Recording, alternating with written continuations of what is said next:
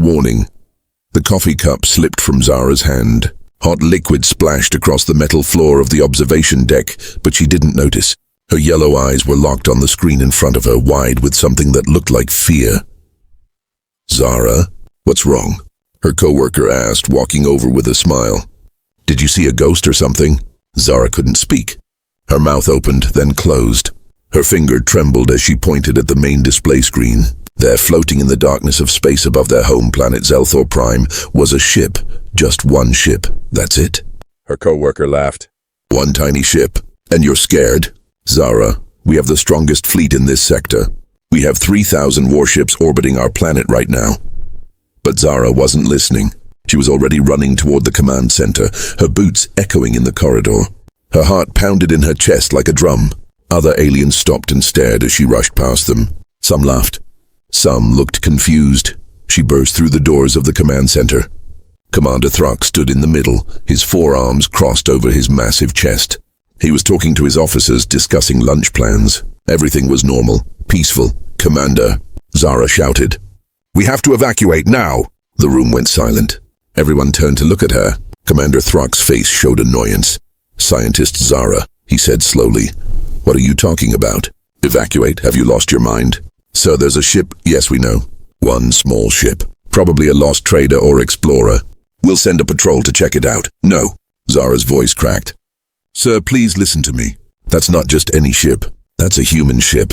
The word human made some officers chuckle. One young soldier even laughed out loud. "Humans?" Throck said, raising one eyebrow. "Those weak creatures from the outer colonies. The ones who only have small farming settlements. The ones we captured their colony from 2 months ago." "Yes, sir." "Those humans. Then why are you worried? We took their colony easily. 200 humans, and they didn't even fight back. They just surrendered. They're peaceful, weak, not a threat." Zara pulled out her datapad. Her hands shook as she searched through files. Old files, ancient files, records that nobody read anymore. "Sir, please just look at this. I've been studying human history for the past week. After we took their colony, I got curious. I wanted to know more about them. And?" Throck waved his hand dismissively, and every species that attacked humans disappeared. The room got quiet again. But this time it was different. A few officers leaned forward. "What do you mean, disappeared?" an officer asked. Zara's fingers flew across her datapad. "The Krell Empire. 50 years ago, they attacked a human mining station. 3 months later, their entire empire was gone. 12 planets. All destroyed." "Coincidence?" Throck said, but his voice was less confident now. "The Vorn Collective. 30 years ago, they enslaved a human colony ship. 2 months later, the Vorn homeworld was a dead rock. Nothing alive, not even plants. Maybe the Razor Clans, the Hive Queens, the Silkar Dominion, all attacked humans. All gone now. Sir, in the past 100 years, 7 major civilizations attacked humanity. None of them exist anymore," an officer spoke up quietly. "But we never heard about this. The humans don't have a big fleet. We've seen their ships. They're small, few in numbers." Zara nodded. "That's what everyone thinks. That's what they want everyone to think. Sir, according to these records, humans don't show their strength. They hide it. They live quietly. They farm, they trade, they smile. But when you hurt them..." She didn't finish the sentence. She didn't need to. Commander Throck looked at the main screen.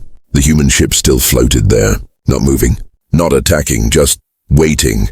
It was small compared to their massive warships. It looked almost fragile. "It's just one ship," Throck said. But now he sounded like he was trying to convince himself. "Yes, sir. Just one. But why send one ship? Why not send a fleet? Unless what?" Zara's voice dropped to a whisper. "Unless that one ship is enough." The lights in the command center flickered. Every screen suddenly showed the same thing. The human ship. And then words appeared. Written in perfect Zelthor language. "We know you have our people. Release them.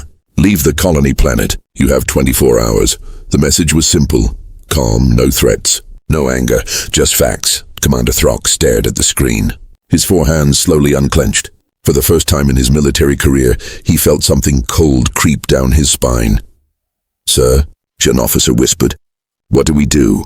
Before Throck could answer, another alarm blared. A young soldier called out from his station, his voice shaking. "Commander, the human ship. It's powering up something. Our sensors can't identify it. It's not a weapon. It's not shields. It's something else. Something we've never seen before. Zara closed her eyes. She knew what was coming. Sir, she said quietly. They're not here to talk. That message? That was the talk. Now they're giving us a choice. What choice? Run, or find out why 7 empires don't exist anymore. The human ship's lights grew brighter. Space around it began to shimmer. Reality itself seemed to bend near the vessel, and somewhere far away, beyond the stars, something much bigger was waking up. The warning had been delivered. Now came the test. The shimmer around the human ship faded. The command center fell into an uncomfortable silence. Every eye was glued to the screens. 23 hours and 58 minutes remained on the countdown timer. Commander Throck stood frozen, staring at the words still displayed across every monitor. His confidence from earlier had cracked, but his pride remained intact. Send them a response, he finally said. Tell them we don't negotiate with single ships. Sir, maybe we should... An officer began. No. Throck's voice boomed through the room. We are Zelthor. We have ruled this sector for 300 years. I will not let one tiny ship tell us what to do. Zara wanted to scream, but she bit her tongue.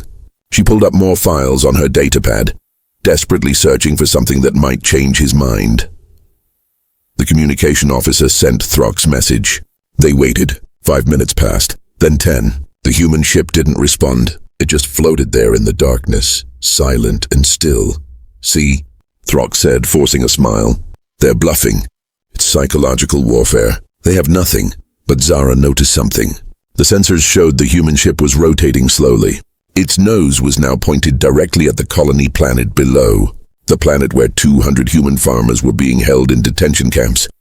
Sir, a young officer called out. I'm picking up a strange signal. It's a broadcast, coming from the human ship. It's going everywhere, to every planet in our system. Every station, every vessel, even civilian channels. What? Cut it off. Throck ordered. I can't, sir. It's overriding all our systems. It's too powerful. Then the voice came. A human voice, male, calm, speaking perfect Zelthor language with no accent. People of Zelthor, my name is Captain James Rodriguez of the Earth Defense Fleet vessel Quiet Storm. 2 months ago, your military took a colony that belonged to us. You took our people, our families, our children. Zara felt her blood run cold. Children. They had taken human children. The voice continued. We tried diplomatic channels. You ignored our messages. You ignored the Galactic Council. You ignored every peaceful attempt at communication. So now I am here. We want our people back. We want you to leave that colony planet. You have 24 hours. This is not a threat. This is a promise. The broadcast ended. The command center erupted in angry shouts. How dare they? Throck roared. Broadcasting to our civilians, trying to scare our people. This is an act of war. Sir, Zara said quietly, we started the war when we took their colony. Throck glared at her. They didn't fight back. They surrendered without firing a single shot. That made them weak. That made them targets. Or, Zara said, meeting his eyes, it made them smart. Sir, please look at this.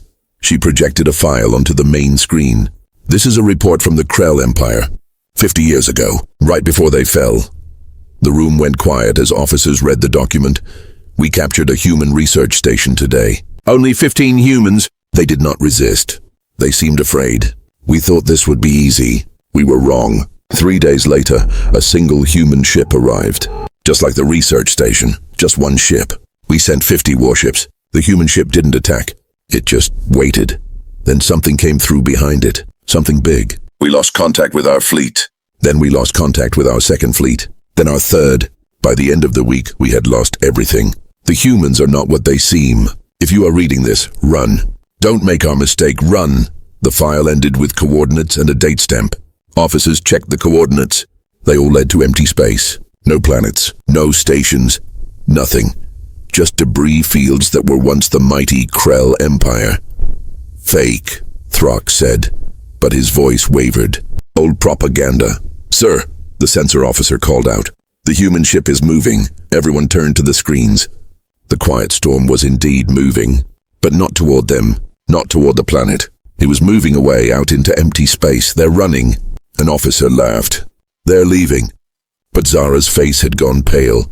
She knew what was coming. No, she whispered. They're not running. They're making space. Space for what? Throg demanded. The answer came immediately.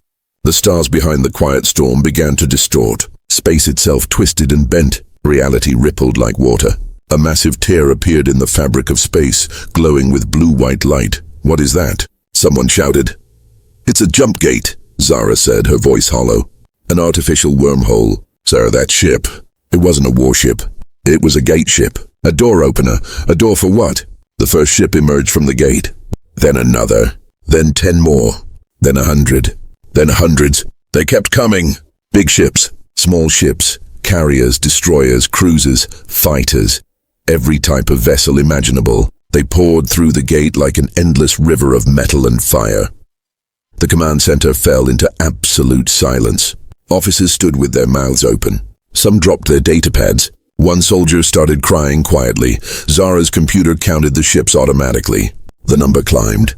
500, 800, 1,000, 1,500, 2,000, and they kept coming. The Zelthor fleet had 3,000 ships.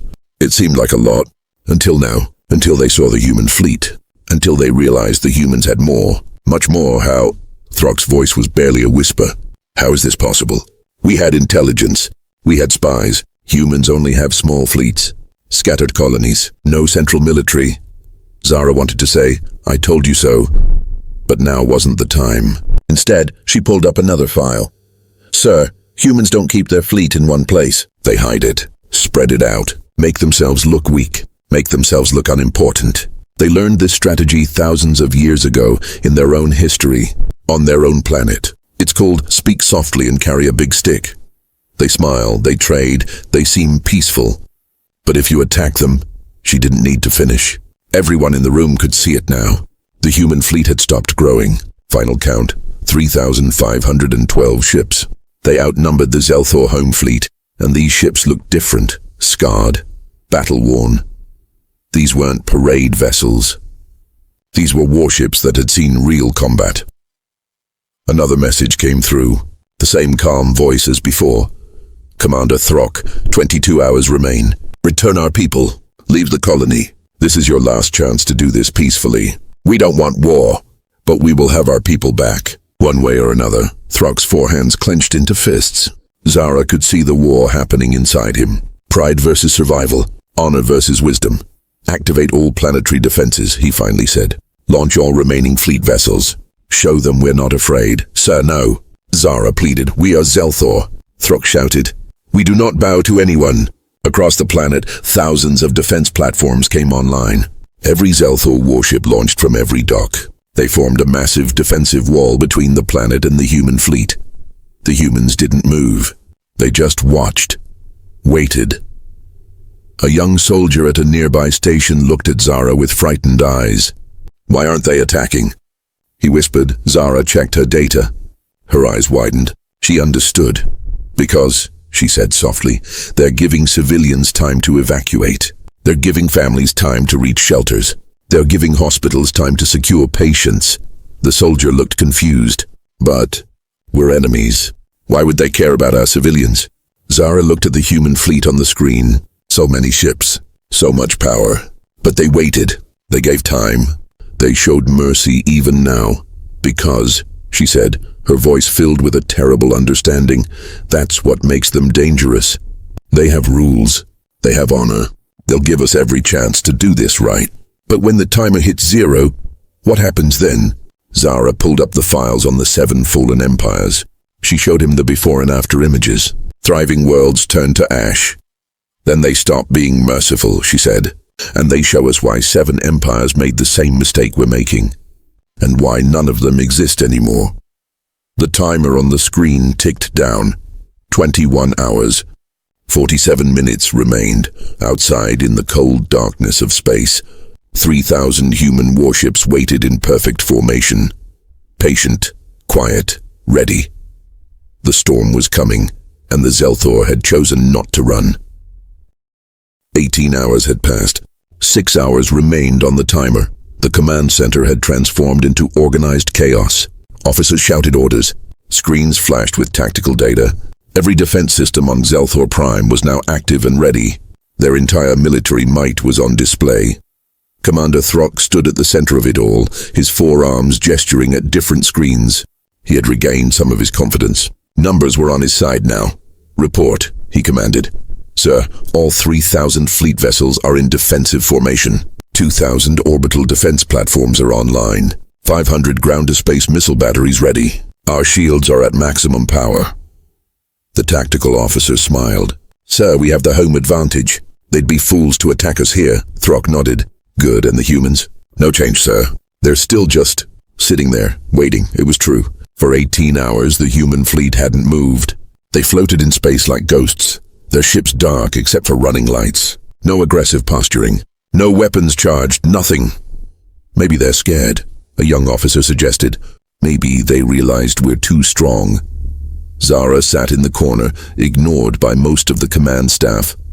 She'd been reading files for hours, old battle reports, ancient warnings. Her eyes were tired, but her mind was racing.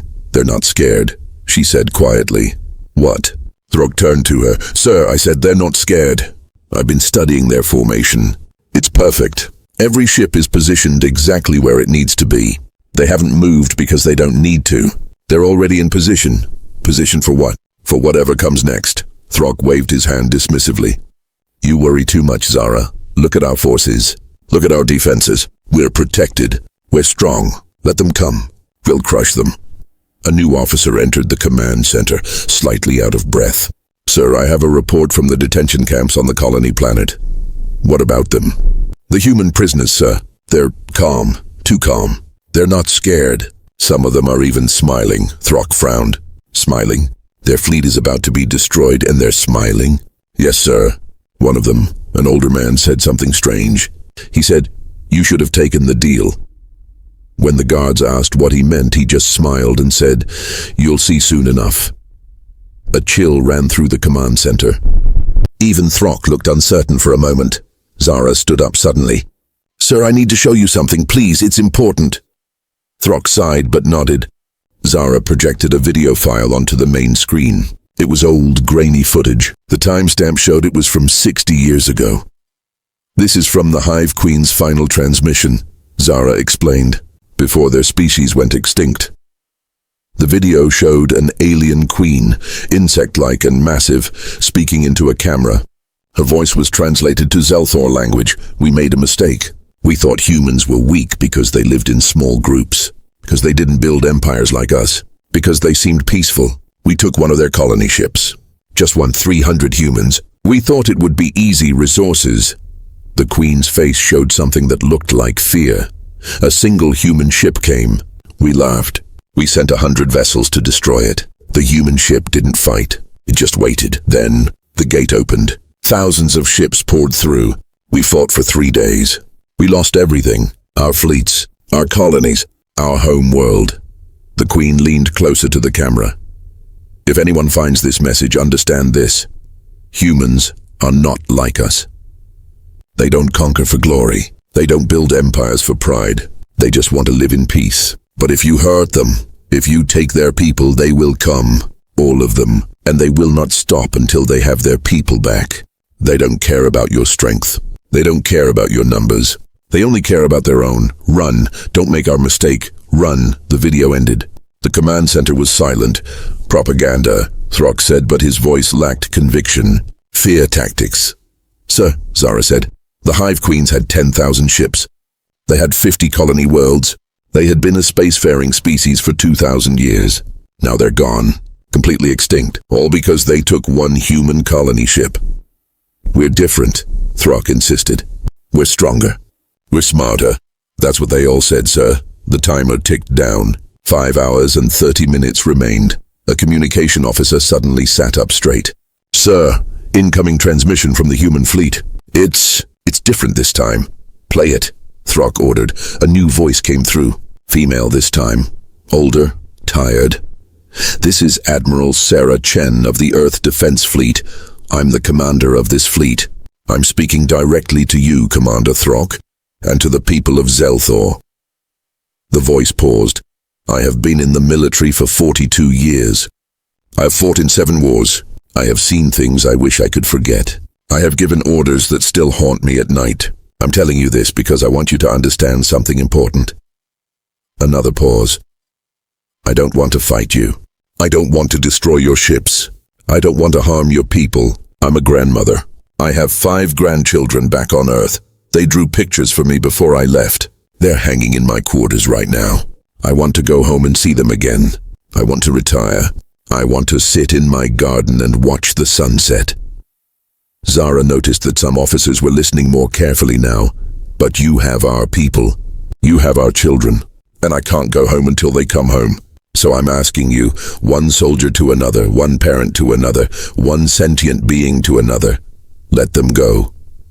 Leave that planet. Let this end peacefully. The transmission paused for a long moment. In 5 hours, the timer will reach 0. If our people are not released, if you have not withdrawn from that colony, I will give the order to attack. And Commander Throck, I need you to understand what that means. The Admiral's voice became harder, colder. The ships you see are not our entire fleet. They're just what we could gather quickly. We have more, many more, spread across hundreds of systems. This fleet alone has enough firepower to turn your planet into glass. But we won't do that. We follow rules. We have honor. We'll target only military installations. We'll avoid civilian casualties as much as possible. We'll fight with one hand tied behind our backs because that's who we are. Another pause. But make no mistake, we will win. We always do. Not because we're better warriors. Not because we're smarter.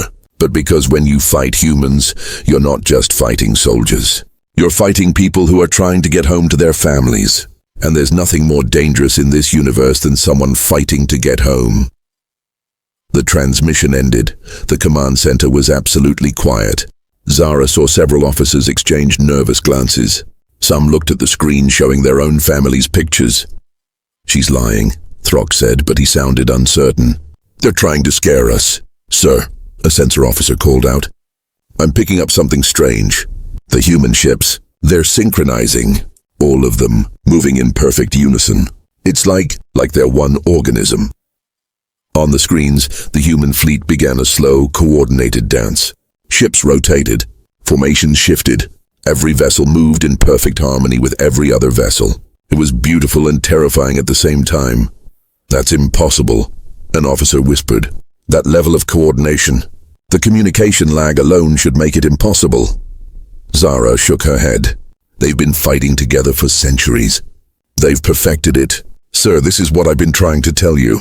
When humans fight, they don't fight as individuals. They fight as one united force. Every ship knows exactly what every other ship is doing. Every captain trusts every other captain completely. A young soldier, barely out of training, approached Zara quietly. His voice shook. Ma'am, can I ask you something? Of course. Do you think we can win? Zara looked at the screens. She saw the Zelthor fleet, impressive and powerful. Then she looked at the human fleet, smaller ships but perfectly coordinated. She thought about the 7 extinct species. She thought about the warnings, honestly. She said softly, No, I don't think we can win. I think the only question is how many of us die before Commander Throck admits that. The soldier's face went pale. Then what do? We hope that our commander finds wisdom before the timer hits 0. Across the command center, Throck stared at the countdown. 4 hours and 53 minutes remained. His 4 hands clenched and unclenched repeatedly. Officers waited for his orders. Outside, in the cold vacuum of space, the human fleet continued its synchronized dance, waiting, patient, ready. In the detention camps on the colony planet below, 200 human prisoners sat calmly. Some held hands, some prayed, some sang quiet songs. But none of them looked afraid. They knew what was coming. They knew their people never left anyone behind. The timer ticked down. 4 hours and 47 minutes. The storm was almost here, and Commander Throck still hadn't made his choice. 3 hours remained on the timer. Commander Throck had been silent for the past hour. He stood in the center of the command room, staring at the screens. His 4 arms hung at his sides. Officers waited nervously for orders that never came. Zara watched him carefully. She could see the war happening inside his mind. Pride versus survival. Honor versus wisdom. The choice that would decide the fate of millions. Sir, an officer finally said quietly, we need to make a decision. Throck's jaw tightened. Prepare all forces for combat. When that timer hits 0, we fight. Sir, please, Zara began. Enough. Throck's voice echoed through the command center. I've listened to your warnings. I've read your files, but I will not surrender to anyone. I will not be the commander who bowed to a human fleet. History will remember me as the one who stood strong. History won't remember you at all if we're all dead, Zara said quietly. Throck glared at her but said nothing. The timer continued its countdown. 2 hours and 53 minutes. Suddenly every screen in the command center flickered. A new transmission was coming through, but this time it wasn't from the fleet. It was coming from the colony planet. From the detention camps, a face appeared on the screen. An old human man, maybe 70 years old. His hair was gray, his face weathered, but his eyes were sharp and calm. My name is Thomas Webb, the man said in perfect Zelthor language. I'm one of the prisoners you took 2 months ago. I'm a farmer. Been farming for 50 years. Before that, I served in the Earth Defense Fleet for 20 years. He smiled slightly. I know you're watching this, Commander Throck. Your guards told me about the fleet in orbit. They told me you're refusing to surrender, so I wanted to tell you a story. Maybe it'll help you make your decision. Throck wanted to cut the transmission, but something made him hesitate. Thomas continued. 40 years ago, I was a young soldier, just 25 years old. I served on a ship called the Morning Star. We were part of a rescue mission. The Razor clans had taken a human mining colony. 50 people. They thought we'd negotiate, pay ransom. They were wrong. The old man's eyes grew distant, remembering. We sent one ship first. Just like now. The Razor clans laughed. They sent 200 ships to destroy it. Our single ship didn't fight back. It just waited. Then the gate opened. 5,000 human ships came through. The battle lasted 6 hours. We didn't lose a single vessel. The Razor clans lost everything. He leaned closer to the camera. But here's the thing, Commander. We didn't want to fight. We gave them chances. We gave them warnings. We gave them time. But they chose pride over wisdom. And now the Razor clans don't exist. Their children don't exist. Their grandchildren were never born.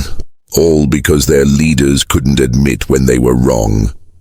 Thomas paused, his voice becoming softer. I'm 72 years old now, Commander. I have 3 daughters, 7 grandchildren, 2 great-grandchildren. They're all back on Earth waiting for me to come home. And I will come home. One way or another, I will see my family again. The only question is, how many Zelthor families will be destroyed before that happens? The transmission ended. The command center was silent. Several officers were staring at their own family pictures on their personal screens. The timer showed 2 hours and 38 minutes. Sir, a tactical officer said hesitantly. Perhaps we should consider— No, Throck said firmly. We fight. But Zara noticed something. His voice wasn't as strong as before. His hands were shaking slightly. The minutes ticked away. 2 hours, 1 hour and 45 minutes, 1 hour and 30 minutes. Then, at exactly 1 hour remaining, something changed. The human fleet moved. Every ship simultaneously rotated to face Zelthor Prime directly. Weapons ports opened. Shields powered up. The casual waiting was over. Now they looked like what they truly were, warships. A final transmission came. Admiral Chen's voice. Commander Throck, 1 hour remains. This is your final warning. Release our people. Withdraw from the colony, or face the consequences. The choice is yours. Choose wisely. Choose life. Chen out. The transmission ended with a click of finality. Throck stood frozen. Officers watched him. The entire command center held its breath. All ships, Throck said slowly, assume combat formations. Sir, Zara shouted, please, think about what you're doing. I've made my decision, Throck said. But his voice cracked slightly. The Zelthor fleet moved into defensive positions. Thousands of ships, thousands of defense platforms. Every weapon pointed at the human fleet. The timer ticked down. 45 minutes. 30 minutes. 15 minutes. At 10 minutes remaining, Zara stood up. Her voice was calm but firm. I'm evacuating the command center. Everyone turned to stare at her. What? Throck said. I'm going to the emergency shelters, sir. I'm getting as many civilians to safety as I can. In 10 minutes, this command center will be a primary target. I suggest everyone else evacuate too. That's desertion, Throck roared. No, sir. That's survival. Something you seem to have forgotten how to do. Zara walked toward the door. She paused and turned back. You know what the saddest part is, Commander? You could have been the hero. You could have been the one who brought our people home safely. You could have been remembered as wise and strong. Instead, you'll be remembered as the fool who destroyed us all because he was too proud to admit a mistake. She left. Several junior officers followed her, then more. Soon half the command center was empty. Throck stood alone, with only his most loyal officers remaining. The timer showed 5 minutes. Sir, his second-in-command said quietly. It's not too late. We can still— No, Throck whispered. If I surrender now after all this, I'll be seen as weak. I'll be disgraced. You'll be alive, sir. Your family will be alive. Isn't that worth more than pride? 4 minutes. Throck closed his eyes. Images flashed through his mind. His wife, his children, his grandchild born just 3 months ago. A little girl he'd held in his arms. A little girl who had grabbed his finger and smiled. 3 minutes. He thought about the 7 extinct species. The warnings. The files. The evidence. Everything Zara had tried to tell him.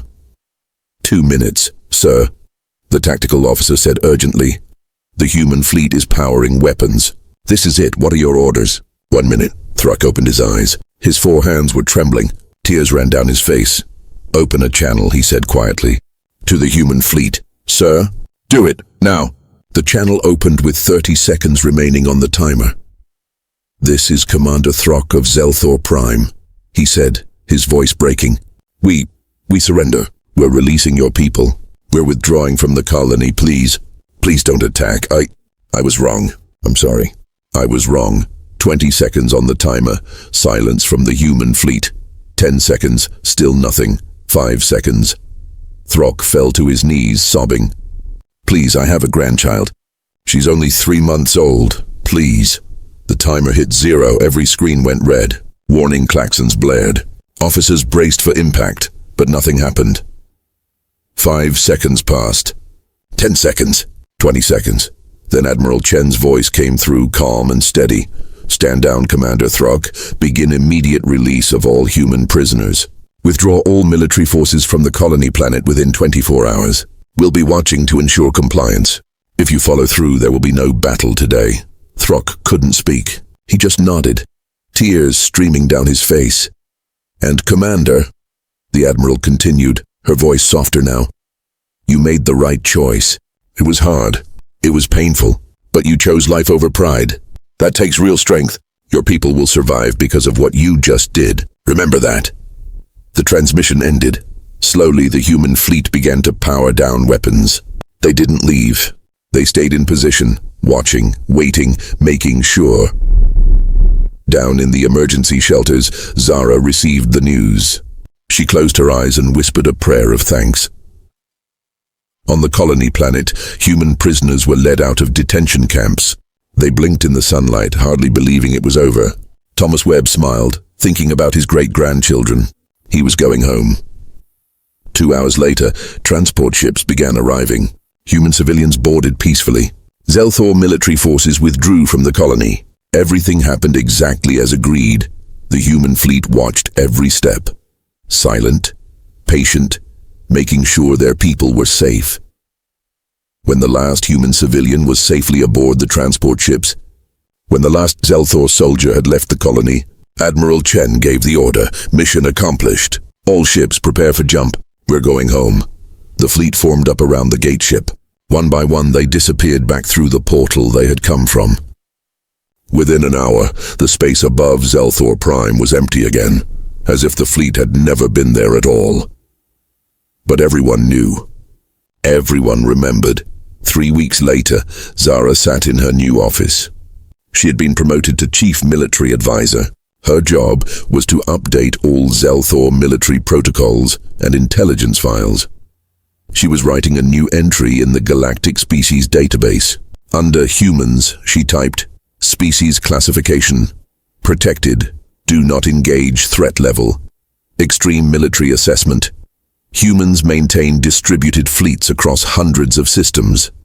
True military strength unknown, but estimated to be significantly higher than any current galactic power. They prefer peaceful coexistence, but will respond with overwhelming force if their people are threatened. Recommendation: maintain friendly diplomatic relations. Never, under any circumstances, harm human civilians or take human prisoners. Humans do not negotiate for their people. They simply come and take them back. Cultural note: humans value individual life above all else. They will sacrifice ships, resources, and strategic advantage to save even a single human life. This is not weakness. This is what makes them dangerous. Final warning: do not mistake human kindness for weakness. Do not mistake their peaceful nature for inability to fight. They have fought wars for thousands of years on their own planet before reaching the stars. They have perfected the art of warfare. They simply choose not to use it unless forced. If humans offer peace, take it. If humans offer trade, accept it. If humans offer friendship, treasure it. But if you harm them, if you take what is theirs, they will come. All of them. And they will not stop until they have their people back. This is not a threat. This is historical fact. 7 species learned this lesson. None of them survived to tell the tale. Learn from their mistake. Zara saved the file. She looked out her window at the stars. Somewhere out there, the human fleet was returning home. Families were reuniting. An old farmer named Thomas was probably holding his great-grandchildren right now. She smiled slightly. Commander Throck had been quietly retired. Not disgraced, but removed from active command.